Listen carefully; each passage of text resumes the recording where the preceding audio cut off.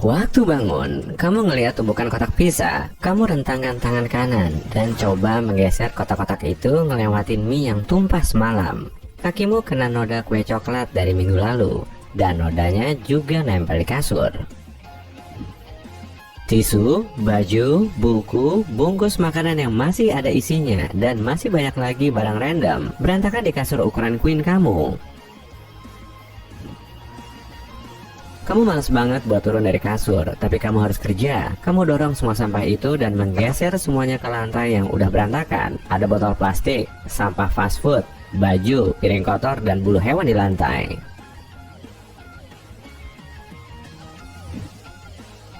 Lantainya lengket banget dan nutupin semua rumah kamu sampai kamu kayak jalan di atas lava. Kamu melamun di depan jendela kotor, bercermin, dan merajuk. Setahun lalu kamu gak menduga bakal kayak gini.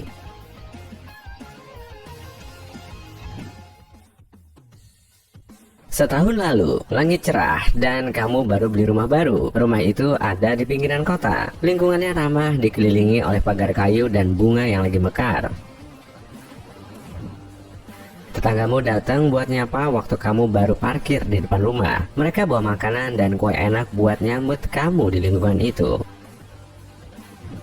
Kamu nerima makanan itu dengan senang hati, lalu masuk ke rumah baru kamu. Seminggu itu, kamu sibuk ngebongkar barang dan ngatur perabot. Kamu juga baru dapat kerja yang ngebantu kamu beli rumah itu.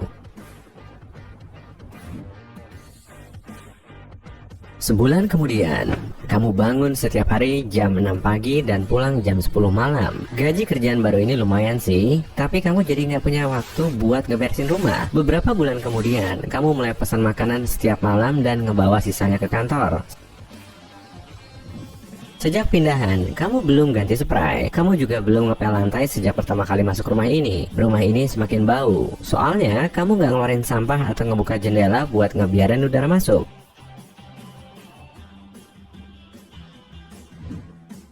Kamu juga udah nggak milah-milah baju kotor lagi.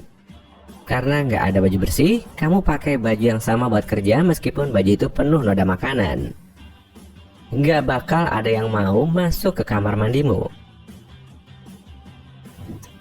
Air netes dan meluap ke lantai, bikin kamar mandinya jadi lembab. Karena nggak ada cahaya matahari, ada banyak jamur yang jadi sarang buat bakteri dan parasit.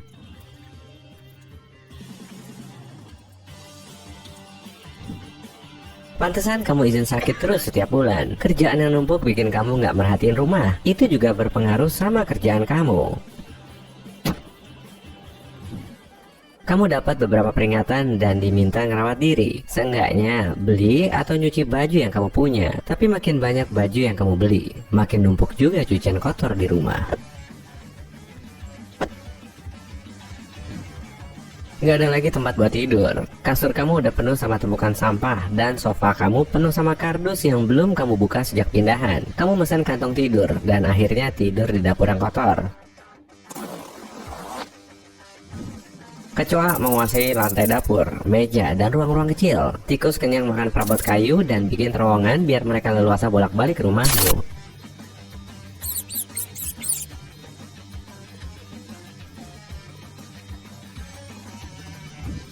Kamu dengar kuku tikus kecil berkeletak di ubin setiap mereka ngelewatin kuping kamu. Kamu coba tidur, tapi alat makan kotor di bak cuci udah numpuk banget sampai keran yang airnya netes ke piring sama gelas nyiprat ke kening kamu. Kamu ambil kantong tidur itu dan pindah ke ruang bawah tanah. Baunya udah gak ketolong. Lumut tumbuh di setiap sudut. Bahkan ada genangan air yang jadi sarang nyamuk, bakteri, dan hama lainnya.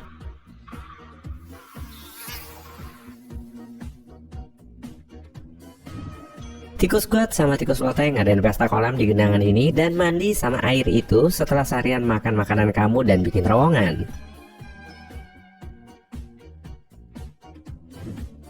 Ada banyak banget tikus di setiap sudut, tapi kamu udah gak peduli. Kamu ngeliat sarang tikus kecil di sudut gelap. Pondasi kayu rumah kamu udah lapuk dan dimakan rayap juga lumut yang numpuk.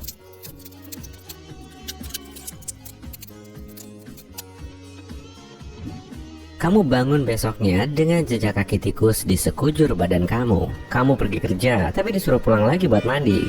Gimana bisa mandi? Pipanya juga mampet, dan cuma beberapa tetes air kotor yang jatuh ke badan kamu. Kamu pergi ke halaman belakang. Di sana ada petak penuh tanah. Seharusnya kamu bikin kolam renang di sana, tapi nggak sempat ngurusin lagi. Kamu meletakkan kantong tidur di tanah dan berusaha nyari selang buat mandi, tapi selangnya udah digigitin tikus, jadi udah nggak bisa nyemprot dengan benar. Akhirnya kamu mandi pakai air dan coba buat ngeringin badan sama kantong sampah, soalnya handuknya udah kecampur sama sampah lain. Kamu kembali ke dalam rumah buat nonton TV. Wah, masih bisa nyala ternyata. Kamu ngosongin tempat di sofa dan mesan pizza. Kotak pizza udah numpuk sampai bisa dibikin meja sementara. Kamu naruh kaki kamu di sana. Tekanan dan berat kaki kamu bikin serangga yang makan sisa pinggiran dan keju pizza jadi kabur.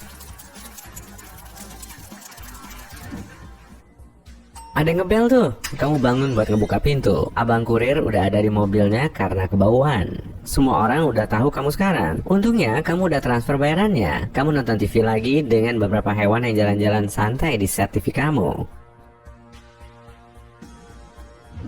Nggak kerasa udah berjam-jam nonton TV.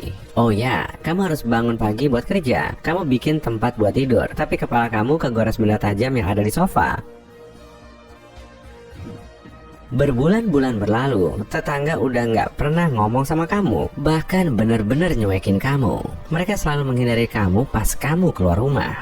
Mereka sering gosipin kamu dan ngomongin rumah kamu. Hama di rumah kamu nyebar ke seluruh lingkungan itu. Mobil pengendali hama mondar-mandir setiap hari buat beresin masalah hama di rumah tetangga. Lalat dan belatung udah betah di rumah kamu. Jangan heran kalau muka kamu dikerubungi lalat.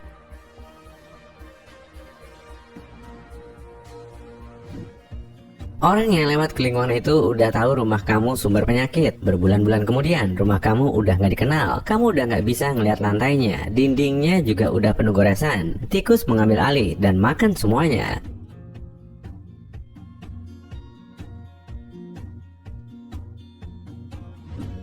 Mereka jadi teman baru pas makan dan bahkan ngabisin sisa makanan kamu. Ruang bawah tanah banjir.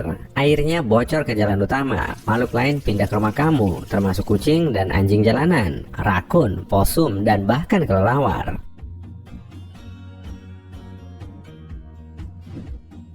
Kaca dari bohlam yang pecah berserakan di lantai. Kasur kamu bolong-bolong. Waktu bangun, kamu ngeliat tumpukan kotak pizza, lalu kamu bercermin.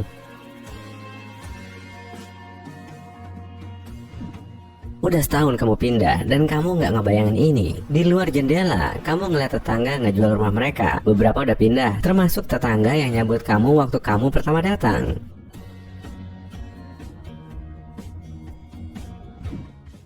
Kamu balik badan. Untuk pertama kalinya, akhirnya kamu sadar rumah kamu kayak kapal pecah. Kamu ngeliat foto kamu digantung di dinding. Kamu masang foto itu waktu pertama pindah. Kamu mutusin buat memperbaiki rumah kamu dan beresin semuanya.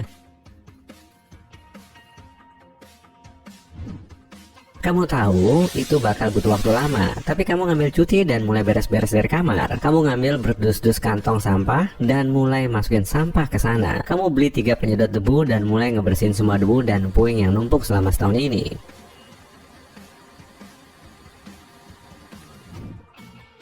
Setelah beberapa jam, ada 2 kantong sampah di luar rumah yang siap diangkut. Nodanya harus digosok dan perabot yang rusak harus dibuang. Setelah 2 bulan kerja keras, kamu berhasil ngebuang semua sampah yang bisa kamu temuin.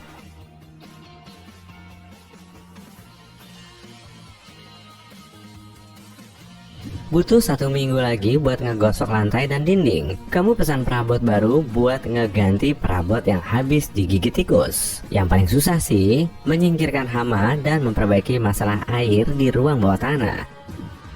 Kamu nelpon tukang buat memperbaiki air dan membasmi hama. Totalnya butuh 4 bulan buat ngubah rumah itu jadi bersih dan layak huni. Bunga-bunga di kebun mekar. Kamu kembali kerja dengan baju bersih dan senyum lebar.